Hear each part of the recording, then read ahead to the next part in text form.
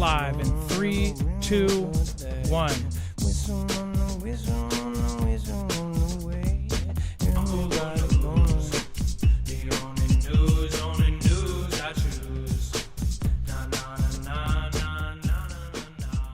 All right, what is going on, guys? It is Adam A.K. Marf, and this is Marfoogle News. First on the docket, China announces a clapback measures against Google and other U.S. firms as trade tensions escalate. So as you guys know, there has been a back and forth in the last week. The Don has essentially put through many, many tariffs, not only on, of course, Mexico, on Canada, on China, on Taiwan chipsets, on a ton more things are rumored to be happening in this next week. But of course, these have already happened. And now Beijing is clapping back, announcing a wide range of measures on Tuesday targeting U.S. businesses, including Google, farm equipment makers, and the owner of even fashion brand Calvin Klein, minutes after new U.S. tariffs on Chinese goods took effect. Beijing also slapped tariff on U.S. products such as coal, oil, and some autos in a rapid response on new duties on Chinese goods imposed by U.S. President Donald Trump, escalating trade tensions between, of course, the world's two biggest economies. And can't stress that enough. These are two major superpowers that many Americans and many people around the world think that we will never go to war with China because of how tied in financially we are with these countries. But I want people to keep in mind, all of the things that you think could hold us back financially, we're right now $30+ trillion in debt. There is a want and a need for the Chinese people for them to become number one. They do not want to be number two forever, and they understand that we owe them. But that really doesn't matter much. When you are trying to take the top spot, you're not going to not take the top spot because it might hurt me financially. That is most likely, in my opinion, why they are completely hoarding almost everything from gold to corn to wheat to natural gas and everything in between. China's State Administration for Market Regulation said that the UGS, the owner of this platform, was suspected of violating the country's anti-monopoly law, and an investigation was initiated in accordance with the law. It did not provide further details on the investigation or on what it alleged that Google had done to breach the law. Google products such as its search engine are blocked in China, and its revenue from there is about 1% of global sales. It still works with Chinese partners such as advertisers. In 2017, Google announced that the launch of a small artificial intelligence center in China, but the project was disbanded 2 years later, and the firm does not conduct AI research in China, according to the blog posting. Separately, China's Commerce Ministry said that it had put PVH Corporation, the holding company for brands like Calvin Klein and Tommy Hilfiger, and U.S. biotechnology firm Illumina, oddly enough, on its unreliable entity list. So this is straight a clap, tit for tat, clap back at the U.S. As far as how this will affect things, I don't think that they are going for the right names if they want the Don to go, oh, well, we were going to back up off of this. But again, I guess we will see. There's some pretty big names mentioned in these tariffs. We will see how it ends up playing out. Now, before we get into any of the other news, and actually for a news short, these are short shareable clips. This is going to be longer than many because there's a lot going on that is so important that we have on this channel. But before we go forward, I do want to remind you guys, make sure to go over to check out EMP Shield. If we have any of our adversaries act on some of their threats, then one of the biggest and most possible event to happen to the United States would be either an EMP strike or a Carrington-level event. Now, as far as a Carrington-level event is going to happen, it is a matter of if, not when. And this is a device that can actually protect you against both. As far as an EMP, we hope that we are never hit, but the first thing that any country will do is try to knock out our power and our communications.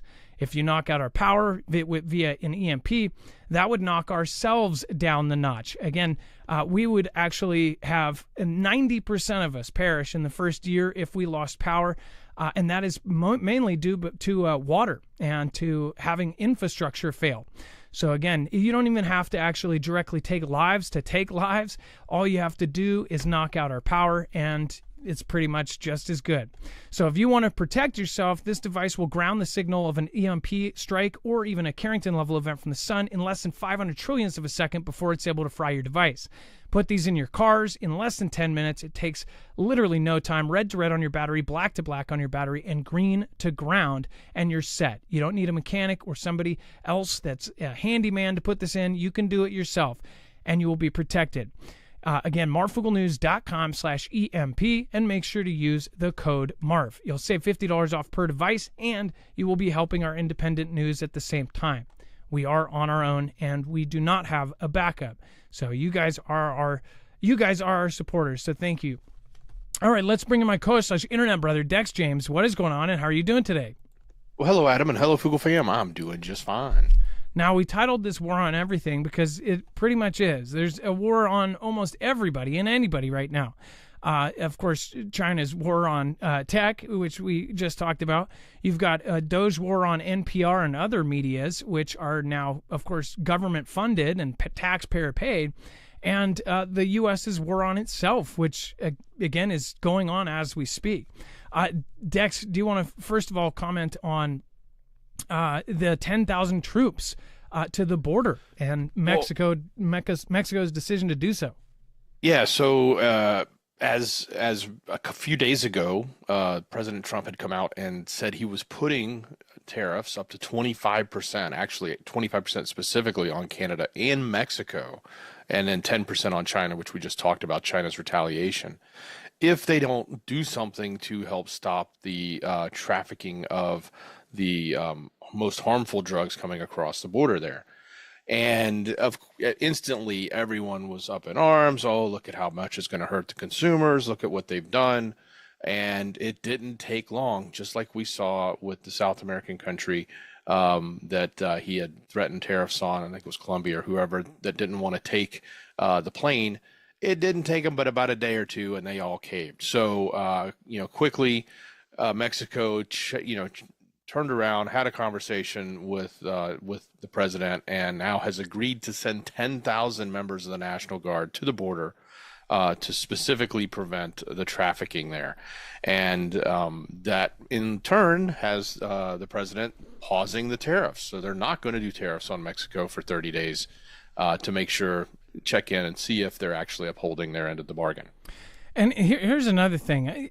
As far as law enforcement down in Mexico, if you did not know, there are certain groups of law enforcement that have to keep their faces covered at all times to even work, because if they are found out who they are, the cartels go after their families. So I wonder how they're even doing it with the 10,000 National Guard members, because if they go up there plain clothes and like this, not masked up, they could actually have their family members gone after. So I wonder how legit these forces going there and how much they're actually stopping, because if you know about the corruptness down there, these members in the National Guard are putting their families at risk, and it's been a huge deal down there. I mean, the cartel members, if they know that there's a law enforcement officer that's actually going after them, or military, I'm sure it's the same thing that applies, they will go after their family members.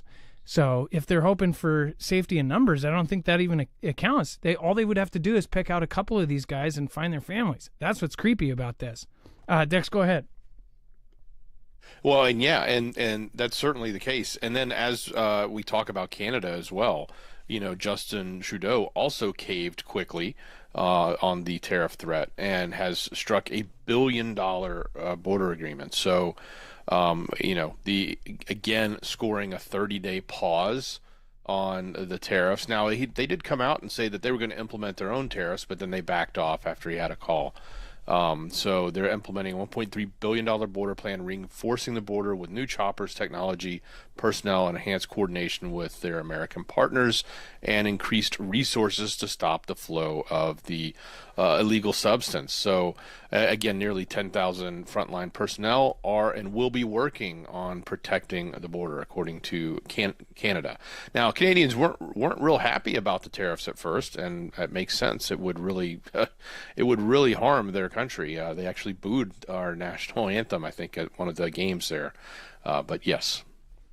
And of course, in our community, a lot of people talk about Canadian Prepper has his own like Canadian store that he sells to Americans and to people across the world. But I'm sure a lot of his sales are to the majority of his viewers, which are here in the United States. There's many Canadian creators, almost entirely, if they're a bigger creator, then 95% of their audience is here in the United States. So I would think that especially the louder voices are going to be speaking up against this.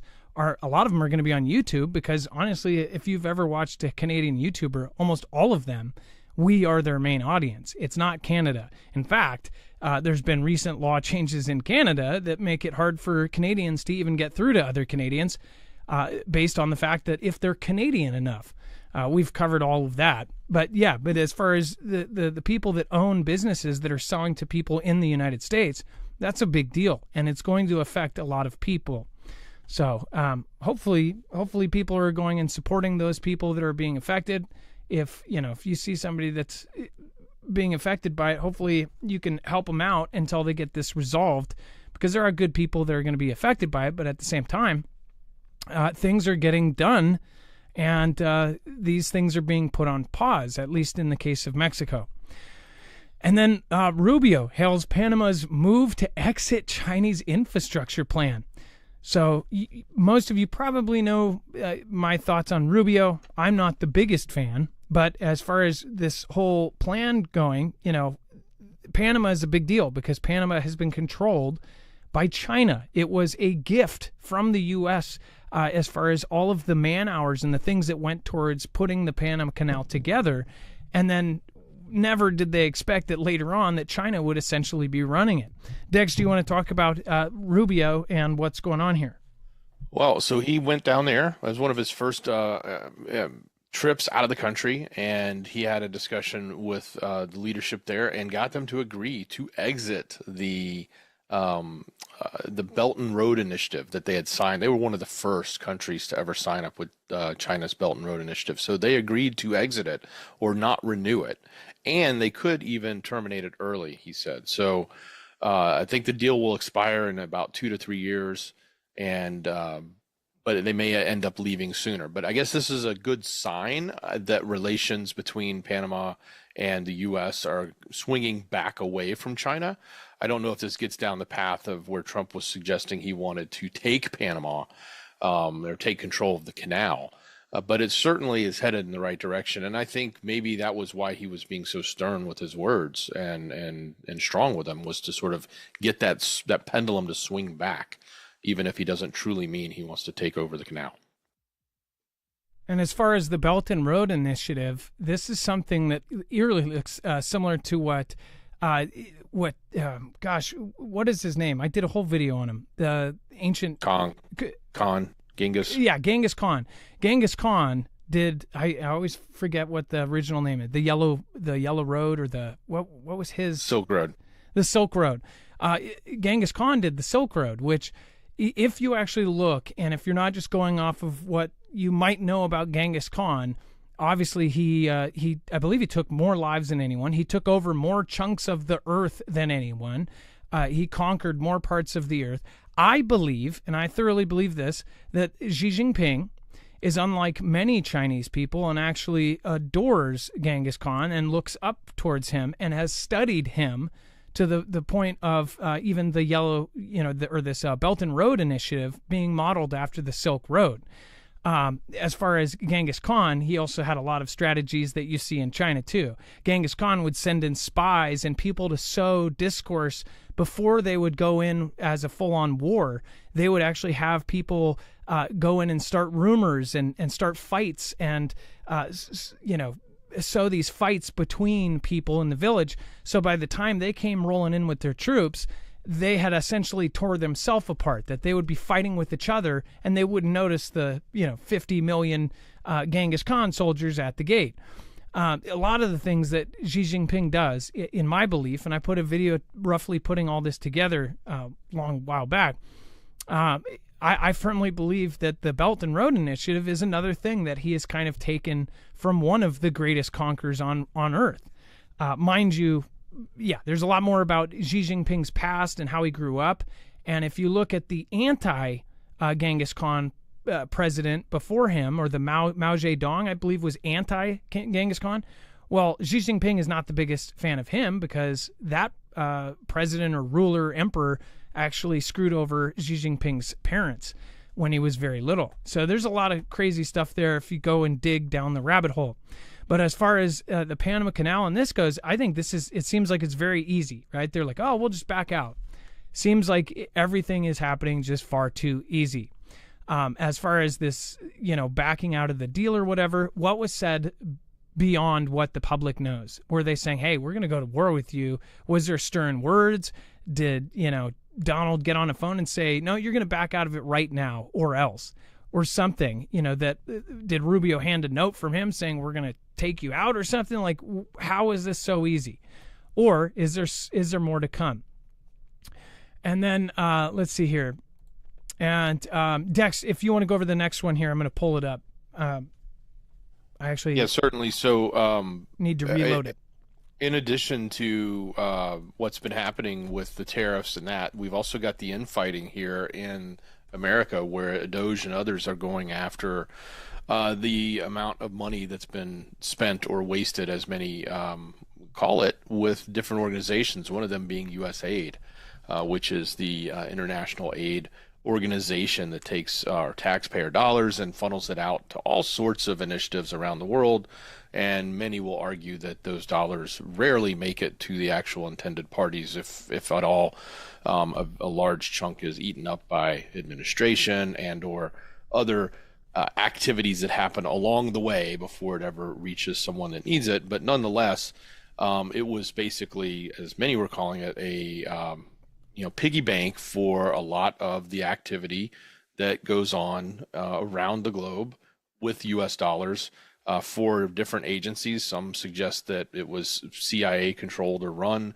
Some suggest it had ties to the power brokers, whatever name you want to insert here, that used to rule or does try to rule America. But they recently have shut it down, or have gone down a path of shutting it down. And one of the first things they did was to put Marco Rubio in charge of it. So he became sort of the acting head of it. And he's come out and said that it's basically full of rogue employees and rank insubordination as they've been trying to unfold and peel back the layers of the onion here. But a significant amount of money has been spent every year. Our money, when I say money, it's taxpayer money that goes in directly into this, because it comes from the government out of taxpayers to fund USAID.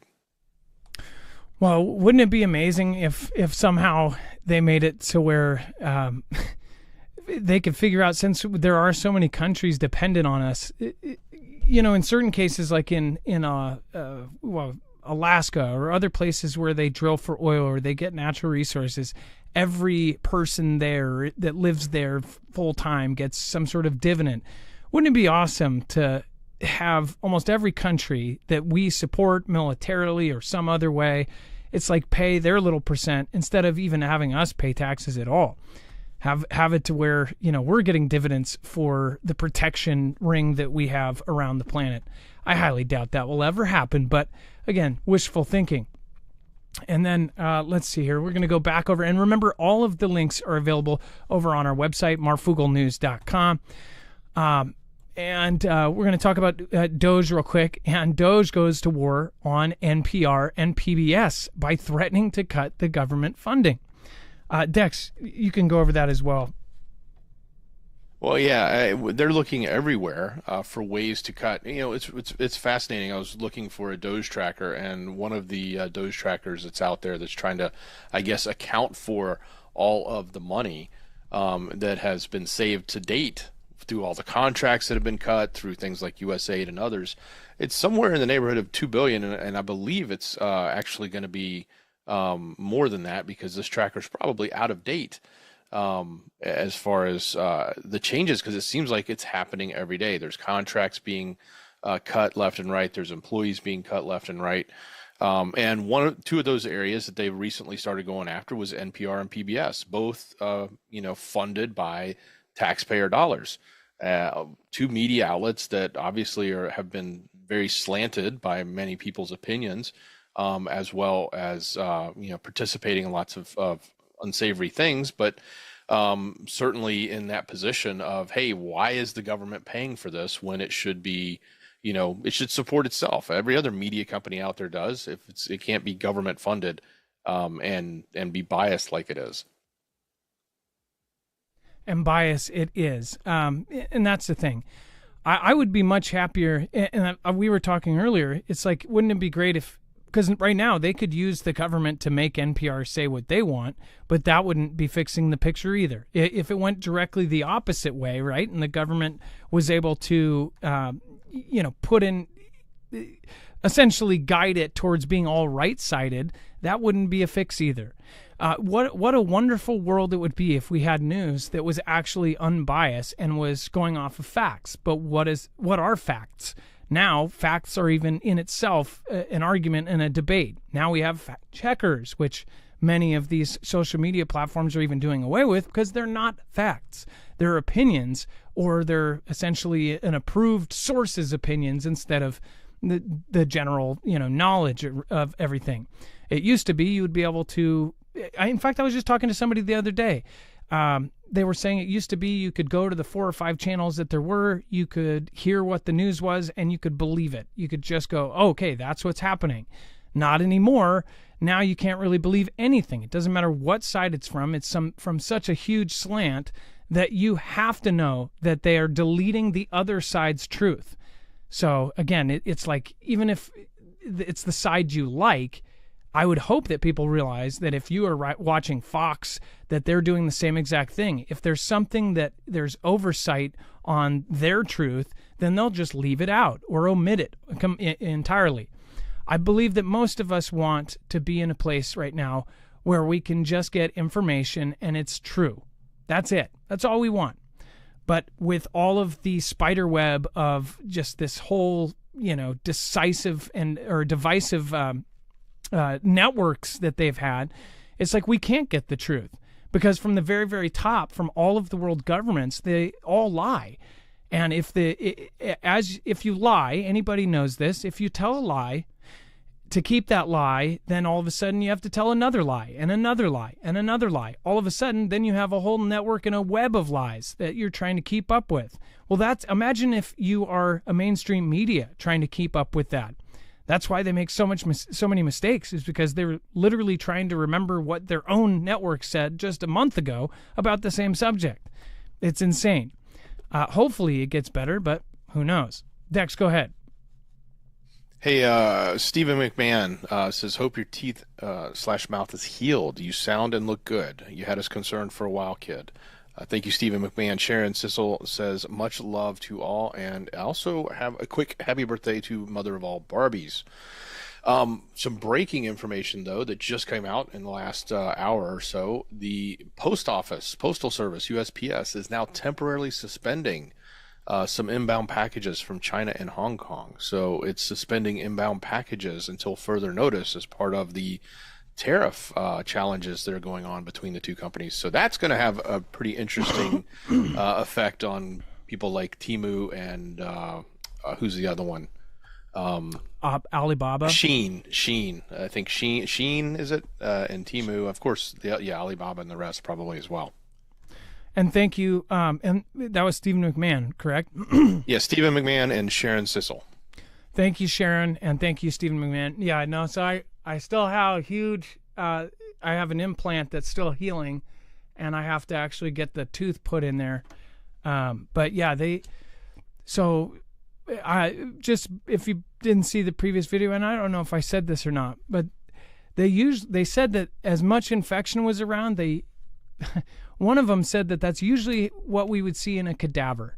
The amount of infection that was above and below on both sides of my jaw and then behind my front tooth. Yesterday they did the front one, and they did the root canal of my 2 front teeth here, so 2 root canals in the front.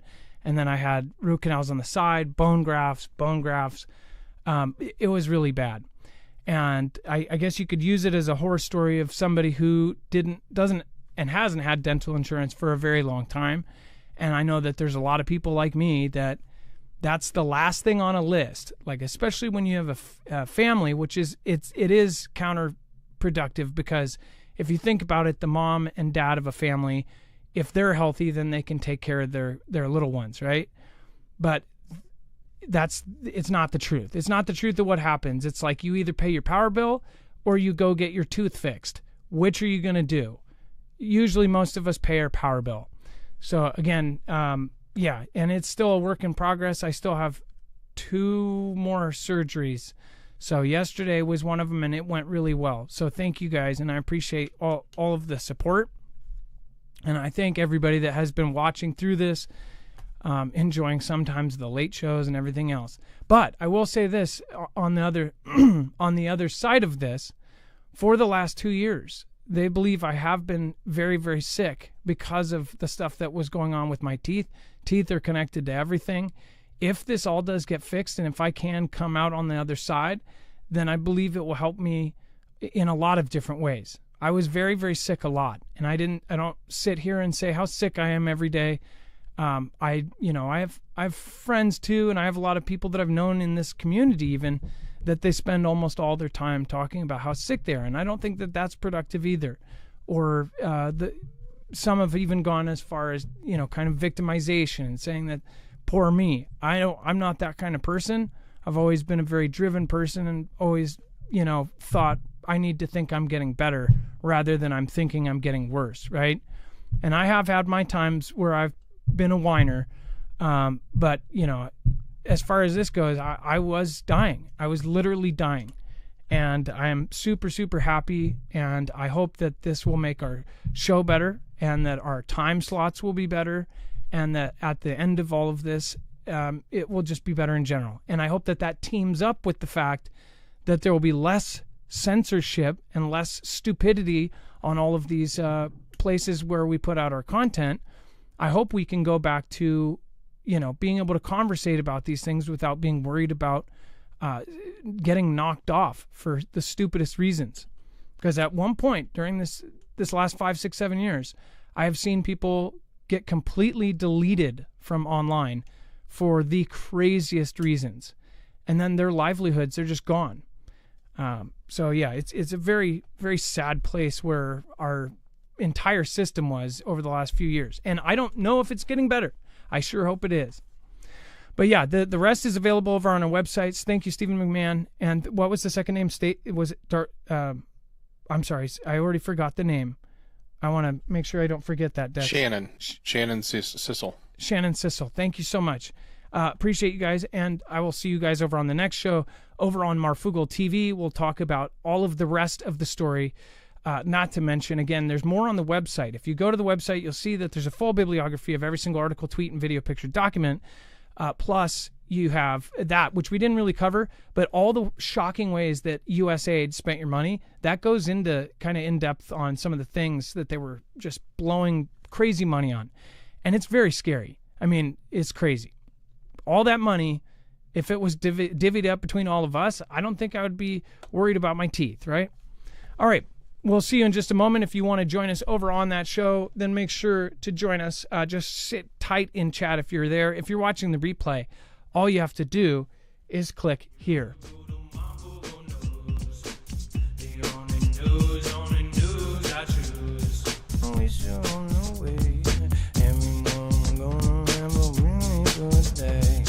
Whistle on